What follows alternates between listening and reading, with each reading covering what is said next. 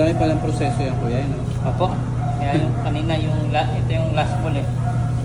Ayan na yung pinakalas. Oo. Tapos double check na lang naman. Tapos yung ano, papainitan. Tinta, ang ganda. Lalo pag pinili.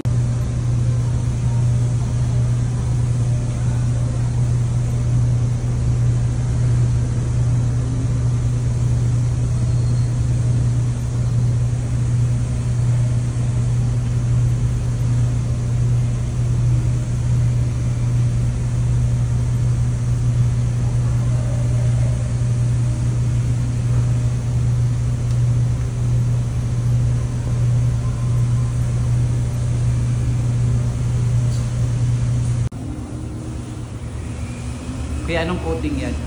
Ito yung dropping sir. Ah, okay. Kasi hindi, kaya dropping na nilalagay dito sir. Hindi compatible sa plastic yung ano eh. Titanium namin eh. Ah, okay. Sa gantong klase po eh. Oo. Ganda.